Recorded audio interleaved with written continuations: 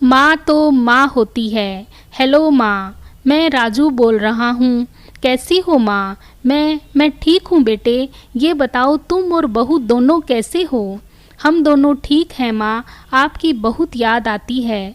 अच्छा सुनो माँ, मैं अगले महीने इंडिया आ रहा हूँ तुम्हें लेने। क्या? हाँ माँ, अब हम सब साथ ही रहेंगे। नीतू कह रही थी माँ जी को अमेरिका ले आओ, वहाँ अकेली बहुत परेशान हो रही होंगी। हेलो, सुन रही हो ना माँ? हाँ हाँ बेटे। बूढ़ी आंखों से खुशी की अश्रुधारा बह निकली। बेटे और बहू का प्यार नस नस में दौड़ने लगा। जीवन के 70 साल गुजार चुकी सावित्री ने जल्दी से अपने पल्लू से आंसू पोंछे और बेटे से बात करने लगी। पूरे 2 साल बाद बेटा घर आ रहा था। बूढ़ी सावित्री ने मोहल्ले भर में दौड़ दौड़ कर ये खबर सबको सुना दी। सभी खुश थे कि चलो बुढ़ापा चैन से बेटे और बहू के साथ गुजर जाएगा। राजू अकेला आया था।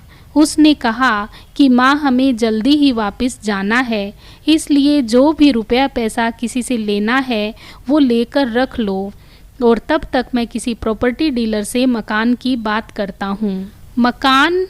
माँ ने पूछा। हाँ माँ, अब ये मकान बेचना पड़ेगा, वरना कौन इसकी देखभाल करेगा। हम सब तो अब अमेरिका में ही रहेंगे।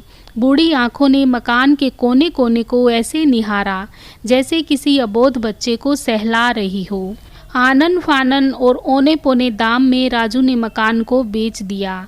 सावित्री देवी ने वो ज़रूरी सामान समेटा जिससे उसको बहुत ज़्यादा लगाव था। राजू टैक्सी मंगवा चुका था। एयरपोर्ट पहुंचकर राजू ने कहा, माँ तुम यहाँ बैठो, मैं अंदर जाकर सामान की जांच और बोर्डिंग और वीज़ा का काम निपटा लेता हूँ। ठीक है बेटे। सावित्री देवी वहीं पास की बेंच पर बैठ गई। काफ़ी समय बीत चुका था।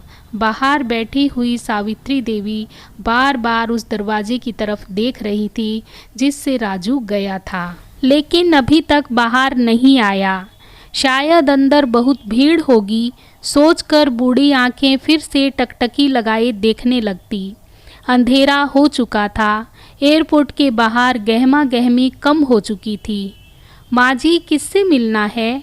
एक कर्मचारी ने वृद्धा से पूछा।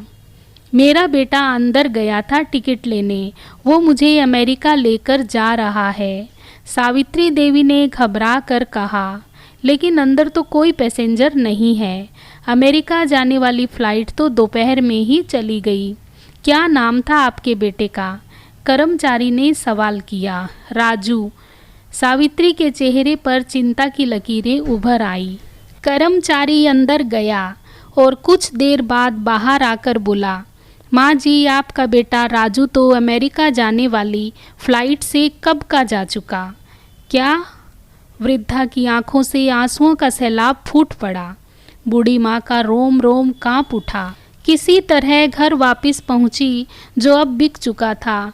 रात में घर के बाहर चबूतरे पर ही सो गई। सुबह हुई तो दयालु मकान मालिक ने कमरा रहने को दे दिया। पति की पेंशन से घर का किराया और खाने का काम चलने लगा। समय गुजरने लगा। एक दिन मकान मालिक ने वृद्धा से पूछा, माँ जी क्यों नहीं आप किसी रिश्तेदार के यहाँ चली जाएं?